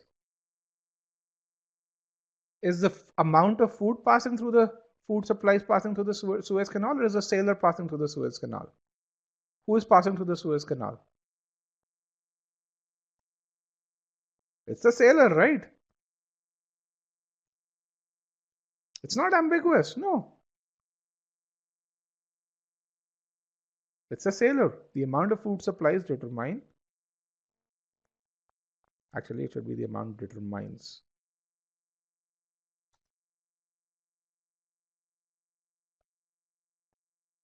Okay. Yes, but it's not.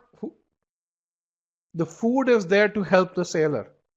The purpose of the sentence, the author is not writing the sentence to really say, I want the food to pass through the Suez Canal. He wants a sailor to pass through the Suez Canal, right?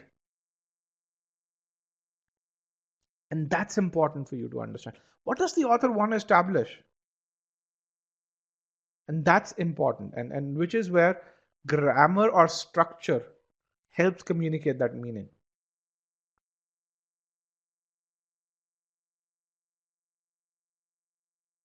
Okay, again, question in the Q&A pod, please. Not here. Short answer pod is for answers to my questions.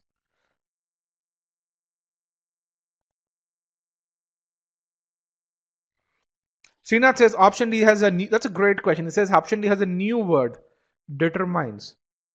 Shraddha, we wrote an article on this, right? Where new words come in. What is the name of the article? Can you share that article? So the question is, there is a word determine which is not there because the original one had depending, and the article was something like unfamiliar words not incorrect on the GMAT.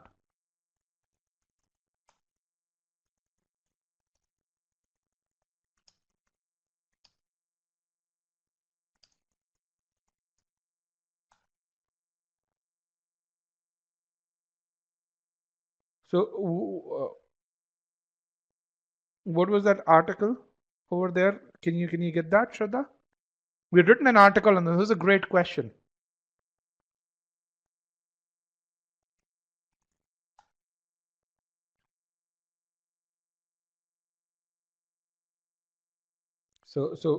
But yeah, there in some cases, you're going to find that there are certain words that are there, and where which is they're not there in the original choice, and they do come in the correct answer choice. Yeah, Shraddha got that article. It's called Alien Words Not So Alien. Here is the article. It's appearing in the Q&A pod that are there. Thank you, Shraddha, for getting that article right away.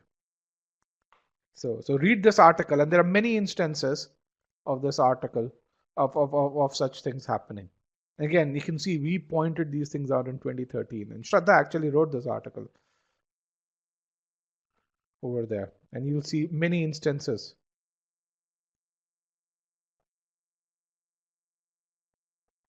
Okay. What's the difference between choice C and this? A star's mass doesn't pass through the red giant stage. Okay.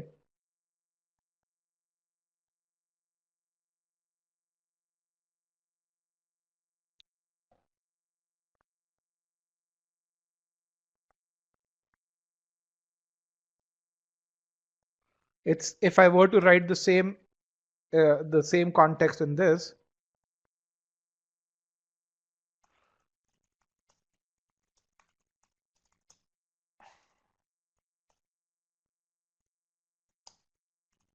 So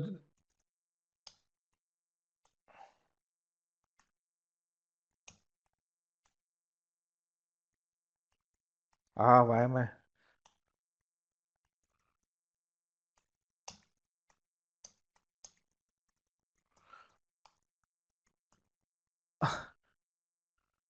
Are the sailor supplies? Is that what the author intends to say, that the sailor supplies are passing through the Red Giant's, the Suez Canal?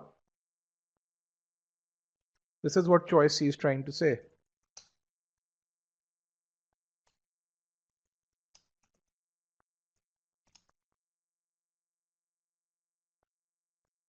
Okay, so the subject isn't introduced as as you said at IG.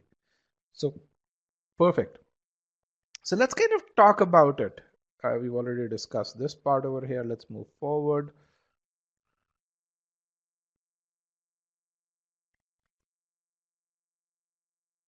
The two things that you want to get out of this is meaning and sentence structure. And then we're not going to do sentence 5. We're going to really just look at where do you move forward over here.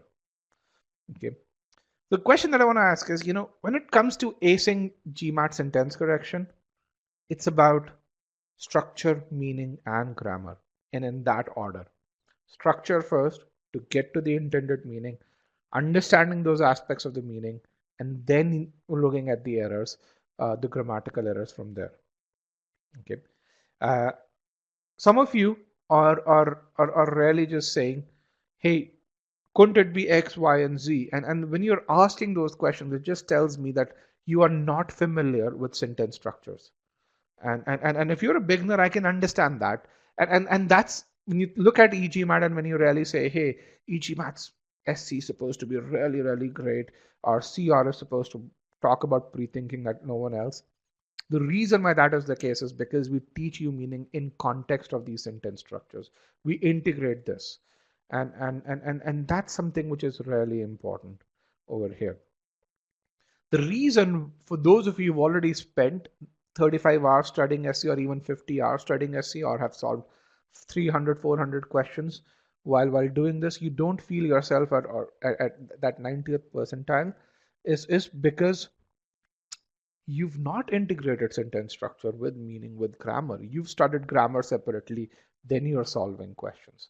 That will never get you to 90th percentile.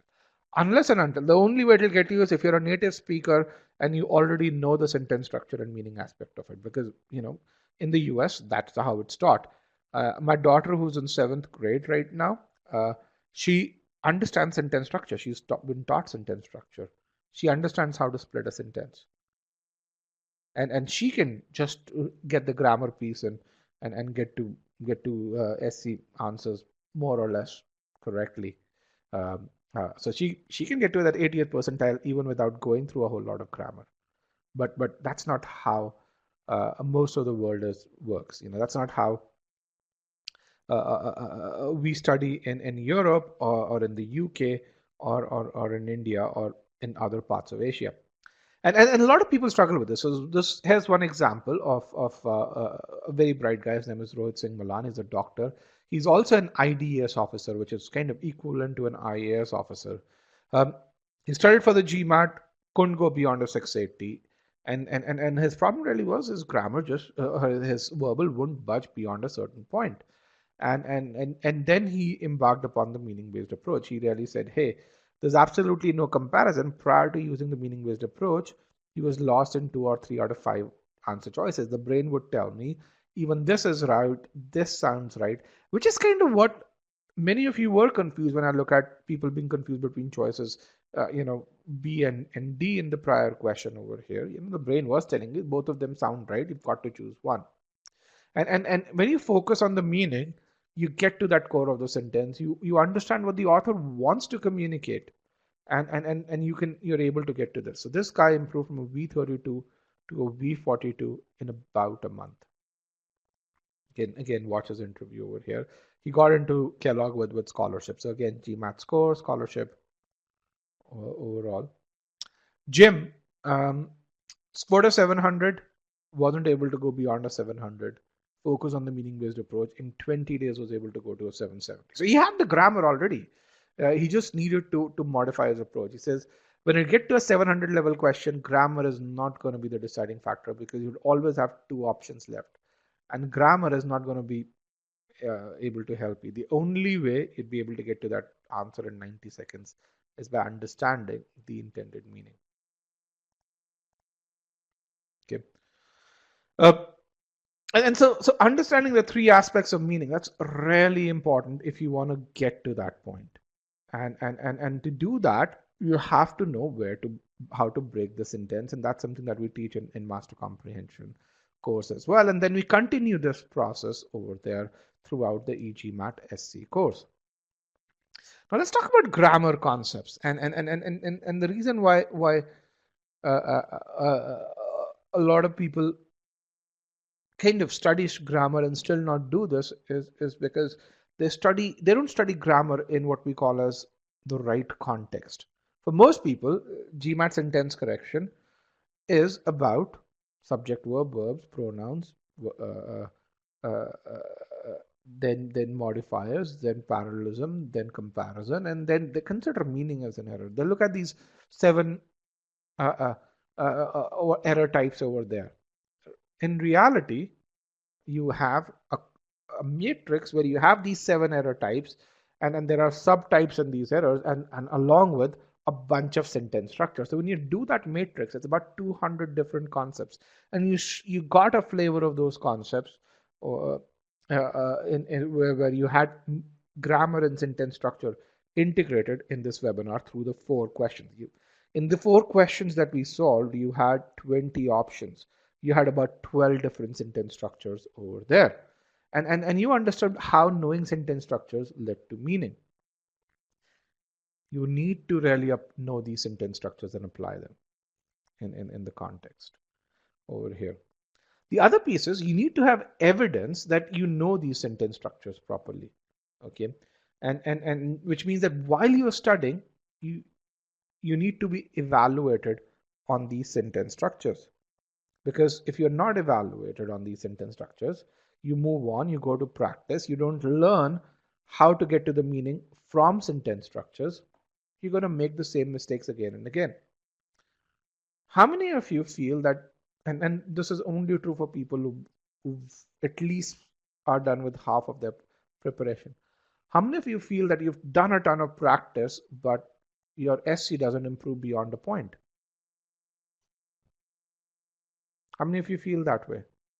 Again, only for people who've prepared for at least 100 hours for on GMAT verbal, that would be there. And that's the reason why, because you didn't do sentence structures while learning concepts. You learn concepts independent of sentence structures.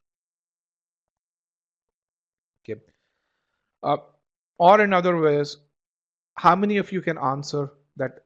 And on the left hand side over here, there are concepts, and on the right hand side, there are sentence structure application of those concepts. SS, sentence structure application of those concepts. So verb ed modifiers, verbal modifiers. How many of you can really say, hey, I can figure out cases in which verb ing modifiers and noun plus noun modifiers can be used to express exactly the same meaning? So why is that? Why is it important for you to know this? Why? Because the original sentence may have a verb ing modifier, which may have a grammar error, but then the correct answer choice might have a noun plus noun modifier. And if you don't know how they can be used interchangeably to express the same meaning, you would not be able to answer that question. Okay. How many of you can really say, hey, when you change the voice, it leads to the modifier expressing the incorrect meaning? All right. Or the placement of the modifier, which is what we saw in question number 4. Okay. Shaker says 35 hours would mean how many questions? Shaker, it's not about the questions. In fact, one of the beautiful things about learning this as an integrated fashion is that people who do this, Rohit, for example, and Jean, they probably solved a total of 100 questions post going through the learning process. Okay. So that's really important. On the other hand, people who don't learn this in an integrated fashion, they solve hundreds and hundreds of questions. And that's something which is really important, which is that you need to first learn, then refine, and then excel. You need to go through these stages of learning in a methodical fashion. And and you need to get feedback that you've learned this. So when you learn in these 200 concepts in the e-GMAT course, we take you through about 500 examples and practice questions. This is what we call as our learning phase. And using technology or leveraging technology, we give you 100 personalized feedback points. Now you compare this to the typical learning or typical online course where you get 8 to 10 feedback points. And you can really see why most people get stuck at that 60th percentile and not get to that 90th percentile. Okay. Now, statistical part that we have seen is you excel at these methodologies, you get to that 90th percentile ability. You don't excel at them, you don't get to that 90th percentile over there. Another piece that I want to talk about is application. When do you learn application? And application means not just knowing the concepts, but applying them in an integrated fashion. And that's again the problem that I have with a ton of courses as well as the book-based architecture. Most books and courses teach application after they teach concepts. It seems like you learn the concepts, then you learn application. Not the right way. Okay, you've got to learn how to apply the concepts while you're learning the concepts. Okay, and we teach you 23 times during the learning phase. Just to really tell you how this is distributed over here, you can see the major concept groups, but you can see the number of times you learn application during the major concept groups over here, and 23 times overall.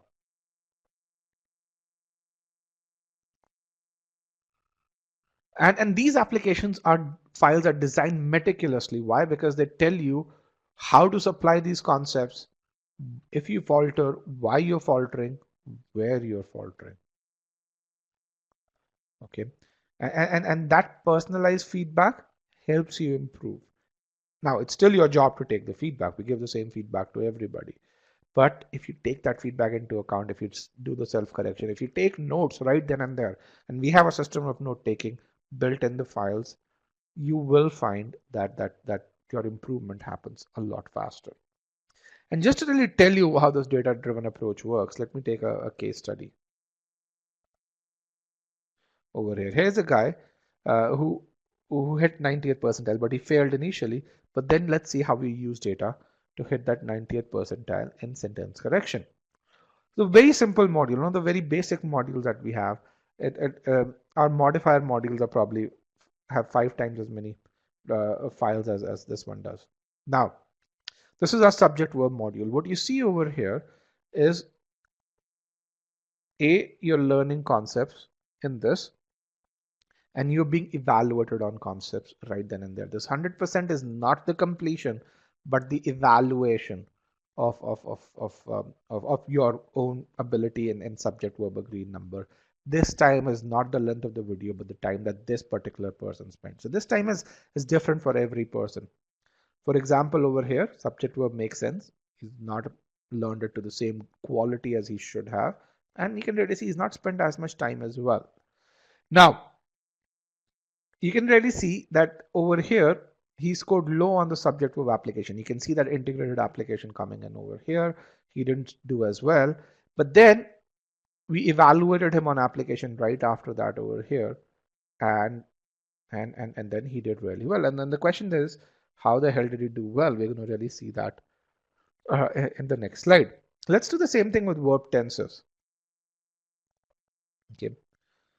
In verb tenses, again, in the practice quiz, he didn't do as well. Okay. And but he did really well in the sort of official questions that he solved after this. We're going to really see why that happened. But again, notice this over here. Notice the amount of time that he spent on complex concepts. 64 minutes on this, 49 minutes or 48 minutes on the application file over here.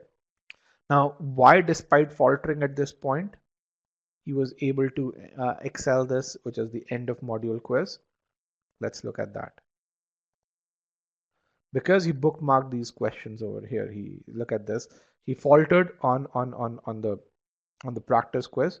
They were difficult questions. We tell you the weight of each of these questions over here, the difficulty level, and then he actually bookmarked them. He reviewed them. He corrected his mistakes, and he is able to see the evidence of that improvement on the following file. Okay. And again, you can see his feedback. He says, for me, the biggest thing was that the application of concepts. He took the GMAT thrice, but why he improved on the third attempt is because he focused on application. And again, we talked about this anecdotal data over here, so you guys can watch the videos and see. But to get to that 730 score, if you want to get to that $500,000 ROI, you need to get that 90th percentile in SC. To do that, you need to master the meaning-based approach, do that integration between sentence structure, meaning, and grammar. And don't look at GMAT SC as a set of 200 concepts, a set of 7 concepts, but look at it with the sentence structure and concept pieces integrated, and learn how to apply those concepts overall. Okay. Use the feedback point to figure out why you're faltering, where you're faltering. Use the strategic review and make notes. Remember this, people who get to that 90th percentile, they don't do different things. They do things differently. And that's what doing things differently is. This integrated approach is what helps you get to that 90th percentile. With that, I want to thank everyone for joining me today. It was a pleasure hosting you guys. Here is the session PDF. Let me share that with you. Here is a session PDF that you guys can download over here. Also, if you can, I'd appreciate that if I could get some feedback on the short answer pod over here, the one that I've just expanded.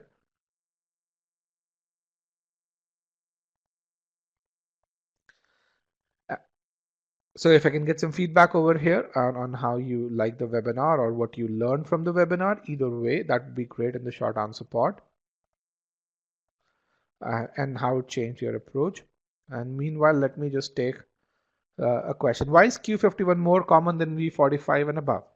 So because there are more people who know math than people who know grammar. I mean, that's kind of where what it is.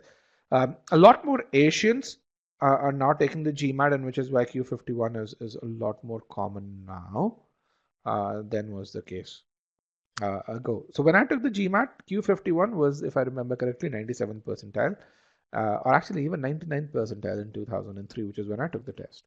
And right now, because of a lot more Asians taking that, the percentile has gone back. Okay. If there's any other question, I'd be happy to answer that. Also, remember we have our free session, which is on number properties tomorrow. So please make sure that you register and join the same. Here is the link to tomorrow's number property session as well as the RC webinar.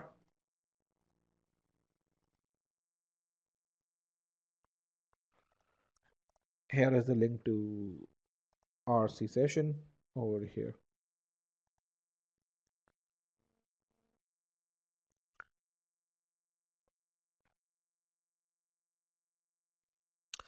Okay, guys, with that, thank you very much.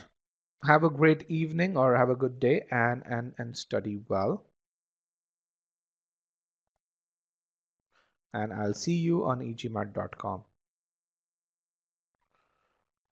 Warm-up sessions link. Okay, so again, go to the e-GMAT free trial. They are right there.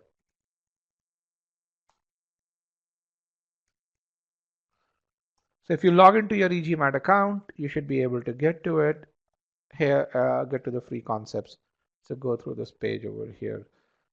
So that way you'll get feedback. If I just give you the link to those videos, they're not then linked to our backend, which means you won't get feedback. That information won't get recorded.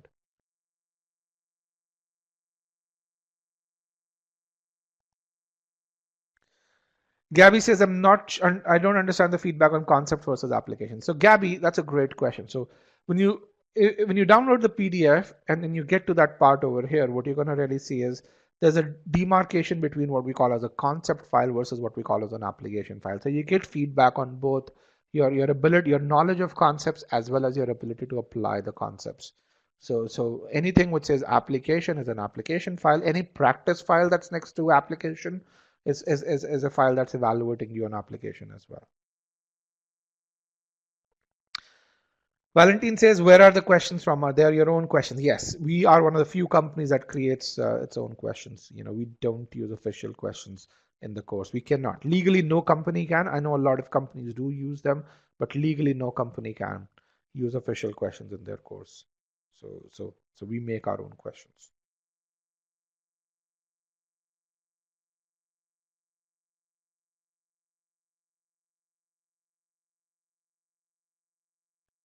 Okay, guys, with that, thank you very much. And I look forward to seeing you on egmat.com.